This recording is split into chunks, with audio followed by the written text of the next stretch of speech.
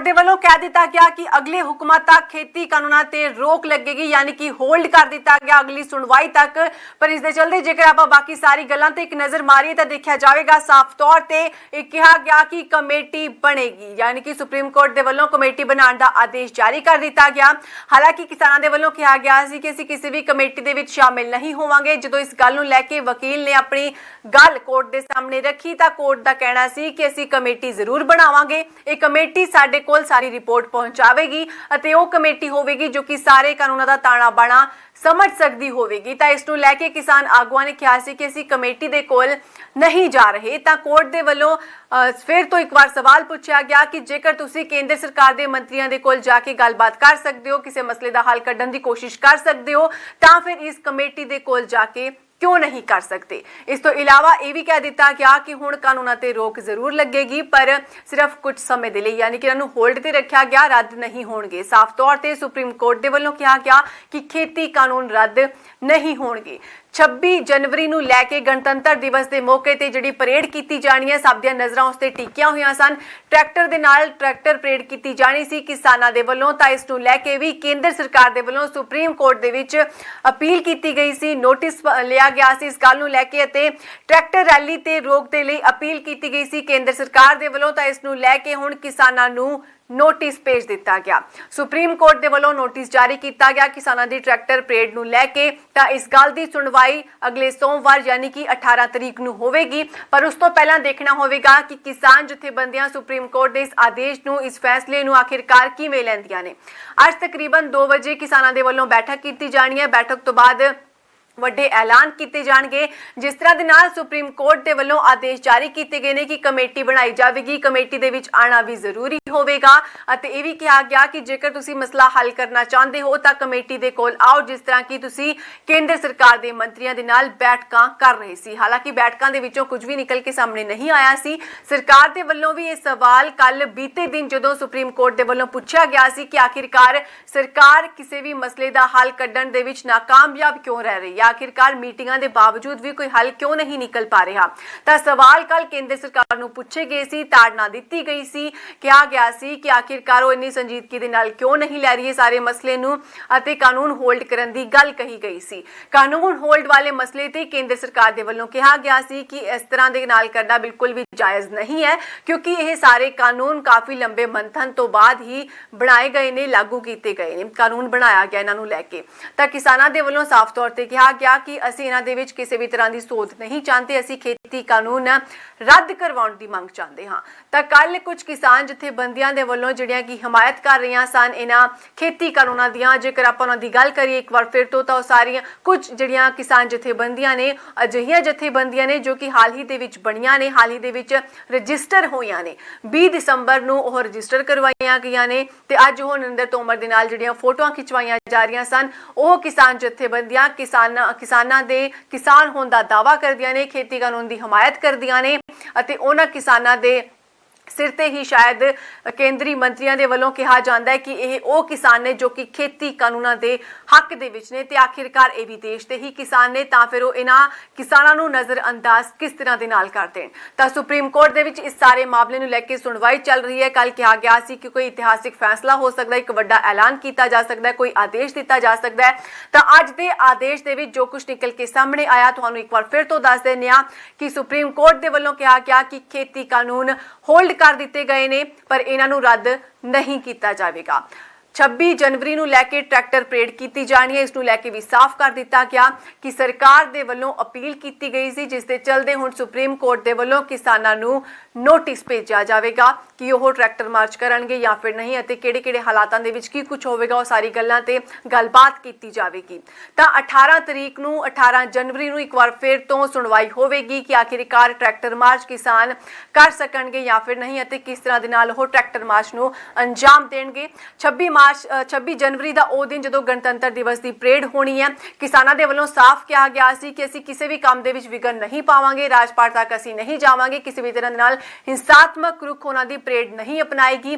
शांतिपूर्वक तरीके दे नाल 26 जनवरी नूं परेड की जानी है, ट्रैक्टर परेड की जाएगी। पर इस दे बावजूद भी जो सरकार ने इतराज जताया इस गल ते तां इस अपील ते हुण नोटिस भेजिया गया है ਕਿਸਾਨਾਂ ਨੂੰ। ਤਾਂ ਸੁਪਰੀਮ ਕੋਰਟ ਦੇ ਵੱਲੋਂ ਗਠਿਤ ਕੀਤੀ ਕਮੇਟੀ ਦੇ ਵਿੱਚ ਭੁਪਿੰਦਰ ਸਿੰਘ ਮਾਨ, ਡਾਕਟਰ ਪ੍ਰਮੋਦ ਕੁਮਾਰ ਜੋਸ਼ੀ, ਅਸ਼ੋਕ ਗੁਲਾਟੀ, ਅਨਿਲ ਧਨਵੰਤ ਦੇ ਨਾਮ ਸ਼ਾਮਿਲ ਨੇ। ਦੱਸ ਦਿੰਦੇ ਹਾਂ ਤੁਹਾਨੂੰ ਇੱਕ ਵਾਰ ਫਿਰ ਤੋਂ ਜੋ ਕੁਝ ਵੀ ਅੱਜ ਸੁਪਰੀਮ ਕੋਰਟ ਦੇ ਵਿੱਚ ਹੋਇਆ, ਪੂਰੀ ਜਾਣਕਾਰੀ ਦੇ ਨਾਲ ਤੁਹਾਡੇ ਤੱਕ ਸਾਰੀ ਖਬਰਾਂ ਪਹੁੰਚਾ ਰਹੇ ਹਾਂ। ਕਿਹਾ ਗਿਆ ਕਿ ਖੇਤੀ ਕਾਨੂੰਨ ਤੇ ਸੁਪਰੀਮ ਕੋਰਟ ਦੇ ਵਿੱਚ ਜਿਹੜੀ ਸੁਣਵਾਈ ਹੋਈ ਹੈ ਉਸ ਦੇ ਵਿੱਚ ਇਹ ਮੁੱਖ ਫੈਸਲੇ ਅੱਜ ਲਏ ਗਏ, ਇਹ ਮੁੱਖ ਆਦੇਸ਼ ਕਿਸਾਨਾਂ ਦੇ ਲਈ ਅੱਜ ਦਿੱਤੇ ਗਏ ਨੇ। ਕਿਸੇ ਵੀ ਵਕਤ ਕਿਹਾ ਗਿਆ ਸੀ ਕਿ ਇੱਕ ਵੱਡਾ ਇਤਿਹਾਸਿਕ ਫੈਸਲਾ ਹੋ ਸਕਦਾ ਹੈ, ਪਰ ਇਸ ਇਤਿਹਾਸਿਕ ਫੈਸਲੇ ਦੇ ਵਿੱਚ ਕੀ ਕੁਝ ਅਸੀਂ ਤੁਹਾਨੂੰ ਦੱਸ ਦਿੰਦੇ ਹਾਂ। ਕਿਹਾ ਗਿਆ ਕਿ ਕਮੇਟੀ ਅਸੀਂ ਬਣਾਵਾਂਗੇ, ਸੁਪਰੀਮ ਕੋਰਟ ਦੇ ਵੱਲੋਂ ਕਿਹਾ ਗਿਆ ਕਿ ਕਮੇਟੀ ਜ਼ਰੂਰ ਬਣੇਗੀ ਅਤੇ ਕਮੇਟੀ ਦੇ ਸਾਹਮਣੇ ਕੋਈ ਵੀ ਜਾ ਸਕਦਾ ਹੈ, ਕਿਸਾਨ ਜਾਂ ਫਿਰ ਉਹ ਆਪਣੇ ਵਕੀਲਾਂ ਦੇ ਰਾਹੀਂ ਆਪਣੀ ਗੱਲ ਉੱਥੇ ਜਾ ਕੇ ਰੱਖ ਸਕਦੇ ਨੇ। ਸਾਨੂੰ ਕੱਲ ਦੱਸਿਆ ਗਿਆ ਕਿ 400 ਕਿਸਾਨ ਜਥੇਬੰਦੀਆਂ ਨੇ, ਇਹ ਵੀ ਕਿਹਾ ਗਿਆ ਸੁਪਰੀਮ ਕੋਰਟ ਦੇ ਵੱਲੋਂ ਕਮੇਟੀ ਦਾ ਮਕਸਦ ਜ਼ਮੀਨੀ ਸੱਚਾਈ ਜਾਣਨਾ ਹੈ। ਅਸੀਂ ਚਾਹੁੰਦੇ ਹਾਂ ਕਿ ਕਿਸਾਨ ਕਮੇਟੀ ਦੇ ਅੱਗੇ ਪੇਸ਼ ਹੋਣ, ਸਰਕਾਰ ਦੇ ਕੋਲ ਜਾ ਸਕਦੇ ਹਨ, ਤਾਂ ਕਮੇਟੀ ਦੇ ਕੋਲ ਆਖਿਰਕਾਰ ਉਹ ਕਿਉਂ ਨਹੀਂ ਜਾ ਸਕਦੇ, ਇਹ ਸਵਾਲ ਪੁੱਛਿਆ ਗਿਆ ਕਿਸਾਨਾਂ ਨੂੰ ਸੁਪਰੀਮ ਕੋਰਟ ਦੇ ਵੱਲੋਂ। ਅਤੇ ਕਾਨੂੰਨਾਂ ਦੇ ਨਾਲ ਜੁੜੀ ਇੱਕ ਹੋਰ ਵੱਡੀ ਖਬਰ ਇਹ ਵੀ ਦੱਸ ਦਿੰਦੇ ਹਾਂ ਕਿ ਖੇਤੀਬਾੜੀ ਮੰਤਰੀ ਨੇ ਕਿਸਾਨਾਂ ਦੇ ਨਾਲ ਮੁਲਾਕਾਤ ਕੀਤੀ ਹੈ ਅਤੇ ਖੇਤੀਬਾੜੀ ਮੰਤਰੀ ਦੇ ਕੋਲ ਫੈਸਲਾ ਕਰਨ ਦੀ ਕੋਈ ਵੀ ਸ਼ਕਤੀ ਨਹੀਂ ਹੈ, ਇਹ ਪ੍ਰਧਾਨ ਮੰਤਰੀ ਦੇ ਕੋਲ ਹੈ, ਇਹ ਕਿਹਾ ਗਿਆ ਸੀ ਵਕੀਲ ਸ਼ਰਮਾ ਦੇ ਵੱਲੋਂ। ਤਾਂ ML ਸ਼ਰਮਾ ਨੇ ਕਿਹਾ ਕਿ ਕਿਸਾਨ ਕਹਿ ਰਹੇ ਹਨ ਕਿ ਬਹੁਤ ਸਾਰੇ ਵਿਅਕਤੀ ਵਿਚਾਰ ਵਟਾਂਦਰੇ ਦੇ ਲਈ ਆਏ ਸਨ ਪਰ ਪ੍ਰਧਾਨ ਮੰਤਰੀ ਨਹੀਂ ਆਏ। ਇਸ ਤੇ CGI ਨੇ ਕਿਹਾ ਕਿ ਅਸੀਂ ਪ੍ਰਧਾਨ ਮੰਤਰੀ ਨੂੰ ਜਾਣ ਦੇ ਲਈ ਨਹੀਂ ਕਹਿ ਸਕਦੇ, ਉਹ ਇੱਥੇ ਕੋਈ ਪਾਰਟੀ नहीं है। इस तो बाद CGI ਦੇ ਵੱਲੋਂ ਇਹ ਵੀ ਕਿਹਾ ਗਿਆ ਕਿ ਅਸੀਂ ਕੋਈ ਵੀ ਦਲੀਲ ਸੁਣਨਾ ਨਹੀਂ ਚਾਹੁੰਦੇ ਕਿ ਕਿਸਾਨ ਕਮੇਟੀ ਦੇ ਵਿੱਚ नहीं ਜਾਣਗੇ, ਅਸੀਂ ਸਮੱਸਿਆ ਦਾ ਹੱਲ ਲੱਭ ਰਹੇ ਹਾਂ। ਜੇਕਰ ਤੁਸੀਂ ਅਣਮਿੱਥੇ ਸਮੇਂ ਦੇ ਲਈ ਅੰਦੋਲਨ ਕਰਨਾ ਚਾਹੁੰਦੇ ਹੋ ਤਾਂ ਤੁਸੀਂ ਕਰ ਸਕਦੇ ਹੋ। ਯਾਨੀ ਕਿ ਅੰਦੋਲਨ ਨੂੰ ਲੈ ਕੇ ਸਾਫ਼ ਤੌਰ ਤੇ ਕਹਿ ਦਿੱਤਾ ਗਿਆ ਕਿ ਕਿਸਾਨਾਂ ਦਾ ਅਧਿਕਾਰ ਬਣਦਾ ਹੈ। ਇਹ ਪਿਛਲੀ ਸੁਣਵਾਈ ਦੇ ਵਿੱਚ ਵੀ ਕਿਹਾ ਗਿਆ ਸੀ, 17 ਦਸੰਬਰ ਨੂੰ ਵੀ ਹੀ ਕਿਹਾ ਗਿਆ ਸੀ ਕਿ ਕਿਸਾਨਾਂ ਦਾ ਹੱਕ ਬਣਦਾ ਹੈ ਕਿ ਉਹ ਆਪਣੀ ਆਵਾਜ਼ ਨੂੰ ਉਠਾ ਸਕਣ, ਸ਼ਾਂਤਮਈ ਤਰੀਕੇ ਦੇ ਨਾਲ ਅੰਦੋਲਨ ਕਰ ਸਕਣ। ਇਸ ਵਾਰ ਵੀ ਹੀ ਕਿਹਾ ਗਿਆ कि खेती कानूनों ते रोक जरूर लगाई गई है ते वो आंदोलन किसान अपना आंदोलन जारी रख सकते ने। CGI दे वल्लों कहा गया कि मैं बार दे मैंबरां दे वल्लों दिते समर्थन की प्रशंसा करदा हां। इसदा वेखण दी जरूरत है कि किहड़े हिस्से नूं कानून तो हटाउण दी जरूरत है अते किहड़ा रहना चाहिए। यानी कि अमेंडमेंट की इत्थे गल कीती जा रही है, इहदे विच सोध करन दी गल कीती जा रही है, किहड़ा हिस्सा इस दे विच रहेगा किहड़ा हिस्सा नहीं रहेगा, इस दे लई भी कमेटी की जरूरत है। तो ML शर्मा ने कहा कि उन्होंने शिकायत भी की कि प्रधानमंत्री मोदी उन्होंने संबोधित नहीं कर रहे। CGI का इस ते कहना सी कि असीं प्रधानमंत्री नूं कुछ नहीं पुछ सकते, वो साडे सामने पार्टी नहीं हन अते इस मामले दे विच प्रधानमंत्री दा दूजा अधिकारी ਇੱਥੇ ਹੈ ਅਤੇ ਹੁਣ ਉਹ ਬੋਲਦਾ ਹੈ। ਸੁਪਰੀਮ ਕੋਰਟ ਦੀਆਂ ਟਿੱਪਣੀਆਂ ਤੇ ਚਰਚਾ ਦੇ ਲਈ ਹੁਣ ਕਿਸਾਨਾਂ ਦੇ ਵੱਲੋਂ ਵੀ ਮੀਟਿੰਗ ਸੱਦੀ ਗਈ ਹੈ। ਮੀਟਿੰਗ ਦਾ ਸਮਾਂ 2 ਵਜੇ ਰੱਖਿਆ ਗਿਆ ਹੈ ਅਤੇ ਹੁਣ ਮੀਟਿੰਗ ਇਸ ਸਮੇਂ ਚੱਲ ਰਹੀ ਹੈ। ਕਿਸਾਨ ਜਥੇਬੰਦੀਆਂ ਦੇ ਵਿਚਾਲੇ ਅੱਜ ਦੁਪਹਿਰ 2 ਵਜੇ ਦੀ ਮੀਟਿੰਗ ਦਾ ਸਮਾਂ ਰੱਖਿਆ ਗਿਆ ਸੀ ਅਤੇ ਕੁਝ ਹੀ ਸਮੇਂ ਦੇ ਵਿੱਚ ਮੀਟਿੰਗ ਤੋਂ ਬਾਅਦ ਕਿਸਾਨਾਂ ਦੇ ਵੱਡੇ ਆਗੂ ਵੀ ਦੱਸਣਗੇ ਕਿ ਆਖਿਰਕਾਰ ਹੁਣ ਉਹ ਅੱਗੇ ਕੀ ਕੁਝ ਕਰਨਗੇ। ਸੁਪਰੀਮ ਕੋਰਟ ਦੇ ਵਿੱਚ ਨਹੀਂ ਪਹੁੰਚਿਆ ਕੋਈ ਵੀ ਕਿਸਾਨਾਂ ਦਾ ਵਕੀਲ, ਤਾਂ ਇਸ ਤੇ ਵੀ ਕਿਸਾਨਾਂ ਦੇ ਵਕੀਲ ਦੇ ਨਾ ਪਹੁੰਚਣ ਤੇ ਵੀ CGI ਨੇ ਚਿੰਤਾ ਜਤਾਈ, चिंताजनक दस्या इसनूं अते उन्हां दे वल्लों कहा गया कि असी हमेशा कानून लागू होने ते रोक लगावांगे, हमेशा लिए लागू नहीं रोक नहीं लगा सकते, कुछ समय दे लई होल्ड जरूर कर सकते हैं। होल्ड करने वाली गल कल भी संकेत दिता गया सी सुप्रीम कोर्ट दे वल्लों ते अज भी कहा गया कि इन्हां नूं सिर्फ होल्ड किया जाएगा, यह कानून रद्द नहीं किए जाएंगे।